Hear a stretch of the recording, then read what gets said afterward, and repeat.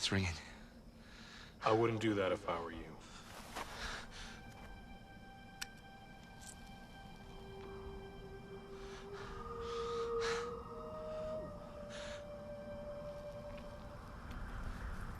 Put the phone down.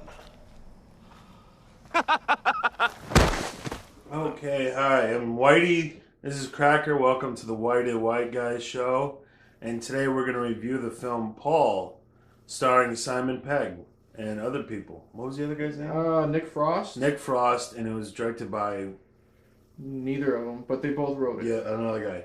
So, Paul, if you're not familiar, is a story about two fanboys from England, and they're in the United States to... They go to San Diego Comic-Con. Mm-hmm. And basically, after they leave Comic-Con, they meet up with this Area 51 type alien who's voiced by Seth Rogen. Right. And then they're on the run because he broke out of Area 51. They're trying to return him home while being chased by the FBI. Who is Well, led by... the head is Sigourney Weaver. Yeah. Which I think is kind of a cool nod. It's kind of a spoil. She shows up and it's a big reveal. Yeah, but you hear her voice. You hear her voice. So, and then Jason Bateman is her second in command, who does a fantastic job. And then Bill Hader and Joe Latrulio are like the henchmen. Yeah, they're like the comic relief stupid FBI guys. There's some kind of like civilians somehow. I don't remember how they explain that, but so they're goofy and dumb, and then Hader's all focused and trying to get things done. But there's a switcheroo, but we won't get into that. Yeah, that's not important unless you watch the movie. So that's the synopsis for the film Paul. Cracker, what did you think of the film Paul? Starring Simon Pegg. First I went in kind of with somewhat low expectations because I'm not really a Seth Rogen fan at all. I get tired of the stoner characters that he plays all the time. Same. Judd Apatow style filmmaking. Right. So I went in with that, but I also love Simon Pegg and Nick Frost together because of Shaun of the Dead and Hot Fuzz. And I ended up really, really enjoying it. Yeah. It was a good, fun sci-fi buddy comedy. Absolutely. And I guess Simon and Nick both wrote the movie, and they're both fanboys themselves, so they know their shit. And it just, once again, they proves that their on-screen chemistry is just fantastic. It is. And Seth Rogen, I'll give him credit. I mean, granted, he's only a voiceover, but he was very, very likable. I mean, Paul was not really a stoner. I mean, he smokes a joint in like one scene. Yeah. That's it. But he's a very likable character. The CGI on Paul I think is fantastic. I think it's top notch, and pretty much you can't really tell CGI wise that it's a fake character. Yeah, and Seth Rogen, you can't gloss over the point. He nailed it. Oh yeah, it was a voice performance, sure, but he nailed it. Yeah, he was awesome. He wasn't like doing voiceover. You can be sitting there in your fucking underwear and eating Cheetos and just doing a paycheck. You could tell he put effort into making this character likable. You're saying it's a job where you can show up where your hair's a mess and your beard's not trimmed. You could just woke up 10 minutes right, ago. you possibly could have just woken up 30 minutes ago, filled yourself up. Here's some crumbs. Is that the kind of job it is? Yeah. You don't have to be on camera and worry about what you look like. Or neglect yourself. Right. So anyway. Yeah. It's a very, very very smart. Yes, very smart, very clever, crafty, well written. What I liked about it is, like I said, Simon and Nick are fanboys, so they know their sci-fi genre. There's a lot of nods to other movies, but it's not overkill. Yeah. I mean, there's nods to E.T., of course. There's nods to Aliens, especially with Sigourney Weaver being the head of the Alien Task Force or what have you. Steven Spielberg has a voice cameo in it, and Paul helps him get the idea for E.T. and stuff like that. But unlike other movies where they have like inside jokes and stuff like that, it's not overkill. Yeah. It's like maybe a total of 5 or 6 through 90 minutes, unlike, movies nowadays where it'd be like one every 5 minutes, and it just gets tedious and just overkill and just nauseating. Yeah, and it's for example, when we talk about its cleverness, normally how do aliens get introduced? There's this flying saucer, there's a big crash, there's a lot of lights, it steps out from the light, show me your friends or whatever the line is, and show me your friends. Take me to your leader, I come in peace. Same thing. Show me your friends. Well, this is Cracker. Instead, Paul is driving down the street in a car. Yeah, he pretty much runs them off the road. Just busted out of a secret military underground installation. And so it's like instead of the traditional, he's just driving down the street in a car, loses control of the car, and crashes. Yeah.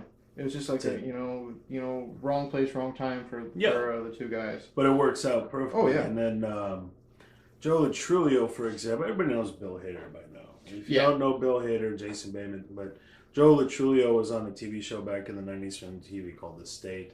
I'm a big fan. I knew him from Superbad because he was with Bill and Rogen. And he's gotten a lot of work with like the Judd Apatows of today, but it's kind of one of those things where, it's a fanboy film, and so the cast is important. So Jason Bateman's fun. Everybody's a Bill Hader fan. I don't know how you can't like Bill Hader. Bill Hader is really likable. Who was the other guy you mentioned from The State? Joe Trulio. He was probably, in my opinion, the only downside to the movie. Only because when it comes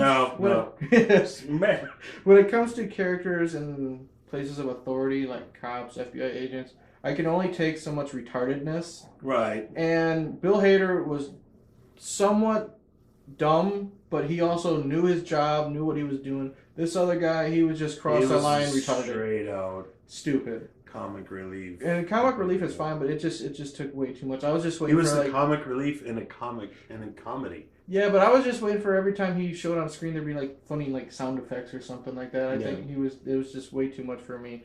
But I personally think that was like the only downside of the movie. He wasn't totally unlikable, but sometimes his shtick was just too much. They run into this young woman. They're in an RV. They end up in an RV community thing. And the two people running it is this overbearing Christian father and this poor, lonely, oppressed Christian girl. Right. And she ends up with the guys, and of course there's the love interest for Simon Pegg. She touches his penis.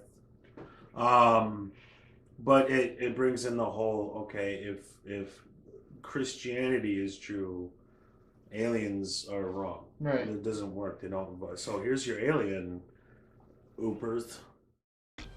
Or it could be God. You don't know, do you? It's up in the air. The world is 4,000 years old and can only be the product of intelligent design. Oh, that's horseshit! All right, well then, please explain how something as complex as the human eye simply just comes into being. Oh, don't give me that old irreducible complexity crap.